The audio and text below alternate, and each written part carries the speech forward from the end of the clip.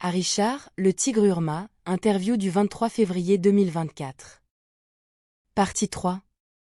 Bonjour mes amis, merci d'être ici encore une fois avec moi. J'espère que vous êtes heureux et en bonne santé aujourd'hui, je vous envoie tous un gros câlin. Je suis Marie. Ces informations peuvent être considérées comme de la science-fiction ou comme le spectateur le voit le mieux, et je les poste uniquement à des fins de divertissement. Cependant, je prends mes informations très au sérieux, et pour ceux qui ont des yeux pour voir. Pour ceux d'entre vous qui sont nouveaux ici, Richard, ou Harry en abrégé, est un tigre orange Urma de plus de 300 kg, de plus de 3 mètres de haut, l'un des officiers de communication à bord du vaisseau spatial Avian 1, actuellement en orbite basse autour de la Terre.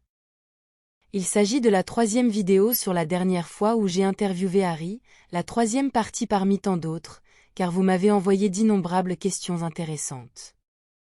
Je partagerai les réponses d'Harry avec vous sur plusieurs vidéos à venir. Cependant, je dois placer des sujets entre eux pour éviter la monotonie. Je dois préciser que la traduction, ou le traitement de la langue que j'utilise pour communiquer avec Harry est le mien, donc vous pourriez remarquer les mêmes termes que j'utilise, mais je fais de mon mieux pour garder les concepts d'Harry aussi clairs et directs que possible. Sans plus tarder, revenons aux questions. En regardant le scénario actuel qui démontre que toute, ou du moins une grande partie de la narration de la Fédération sur la Terre est manipulée, comment pensez-vous qu'il serait optimal de procéder en ce qui concerne la Terre, si vous pouviez prendre le relais? Merci Harry. Bonjour.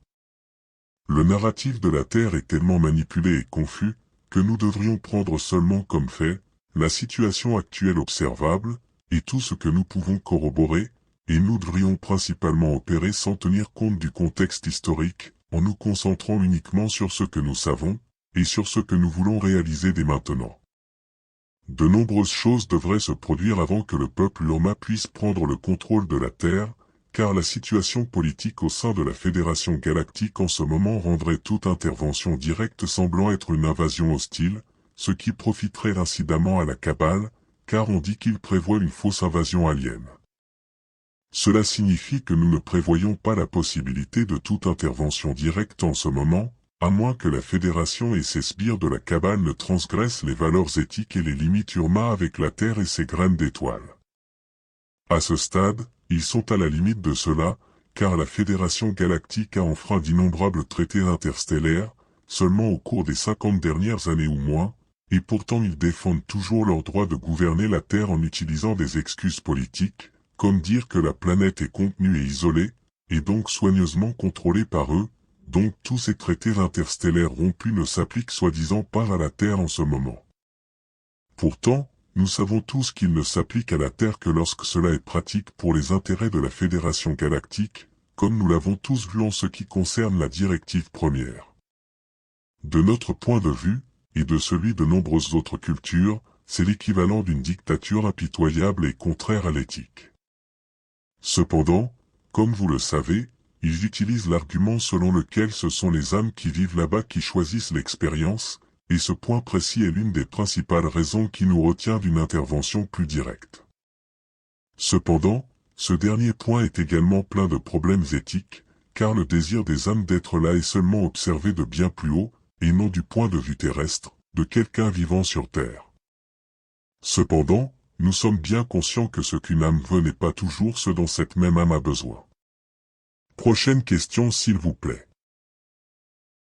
Harry, comment les Urma vivent-ils et ressentent-ils tout ce qui se passe sur Terre? Nous sommes fortement agacés d'être face à une situation aussi confuse, si proche de notre foyer dans Vega. Nous n'aimons pas les gens avec qui la Fédération Galactique traite, principalement les étortants, les reptiliens terrestres et d'autres membres douteux du Conseil d'Orion, qui prêchent avec une positivité et une bonne volonté tout aussi douteuses. En se souvenant de ce que le peuple Urma a vécu dans le passé avec ces races, toute cette confusion concernant la situation qui se déroule sur Terre est perçue comme une possible trahison, comme un effort de dissimulation exagéré pour cacher quelque chose d'autre, quelque chose de bien plus obscur et sinistre que ce qu'ils prétendent être. La Fédération Galactique affirme que la cause profonde de tous les problèmes sur Terre est manifestée par les âmes qui y vivent comme un jeu d'apprentissage, comme une expérience d'incarnation forte et courte, conçue pour une expansion rapide de la conscience de l'âme. Ils affirment que la Terre doit rester aussi isolée que possible du reste de la communauté galactique, jusqu'à ce que les âmes qui y vivent puissent évoluer suffisamment pour résoudre leurs problèmes par elles-mêmes. Ils affirment que la Terre est une école, et que rien de ce qui s'y passe n'est réel, pas même la souffrance, car c'est simplement une expérience d'apprentissage supplémentaire, la souffrance étant un outil pour l'expansion de l'âme. Pourtant, même si cela était la vérité, comme le prétend la Fédération Galactique, l'obscurité avec laquelle ils travaillent concernant ce qu'ils disent à toutes les races, cultures, et personnes qui ne sont pas sur Terre, est telle que nous soupçonnons fortement qu'ils cachent d'autres intentions avec cette planète. Parce qu'ils n'ont pas besoin de nous cacher ce qui se passe réellement là-bas, pour maintenir la Terre et ses habitants isolés du reste de la communauté galactique, comme ils prétendent que c'est nécessaire. Chaque fois que nous posons des questions directes, nous ne recevons jamais de réponse directe, et personne ne semble être responsable, ou vouloir assumer la responsabilité de ce qui se passe là-bas. Il n'y a pas de transparence, et la Fédération Galactique réagit même comme si elle aimait nous laisser deviner tout le temps. Cela nous semble être de la compartimentation, où personne ne sait plus que le minimum nécessaire pour faire son travail, et c'est une méthode très efficace pour cacher la vérité, ou la plus grande vérité. Une autre question s'il vous plaît. Quelle est votre interaction et votre relation avec la Fédération Galactique, et quelle est votre position avec eux concernant la Terre? Notre relation avec la Fédération est aussi bonne, ou aussi mauvaise que nous le voulons. Ils ne nous contrôlent pas. Nous contrôlons comment et quand ils interagissent avec nous. S'ils ne se conforment pas à quand et comment nous devons interagir avec eux, nous poursuivons simplement nos plans, en déclarant simplement qu'ils n'ont pas écouté. Chaque fois que la Fédération envoie ses vaisseaux pour surveiller ce que nous faisons, nous poursuivons simplement nos affaires en ignorant leur présence, comme s'ils n'étaient même pas là. Nous sommes transparents, et nous ne cachons pas nos activités aux autres races soi-disant positives, comme le fait la Fédération tout le temps, en particulier concernant la Terre, et cela ne nous dérange pas d'être observés tant que nous ne sommes pas dérangés.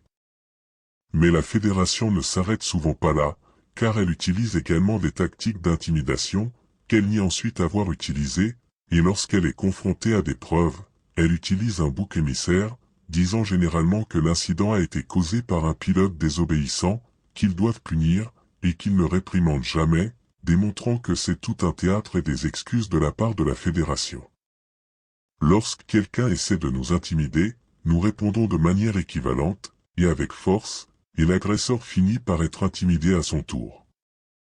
Nous ne nous soucions pas d'être perçus comme belliqueux et agressifs, par ceux qui ne nous respectent pas, et nous sommes fiers de l'être.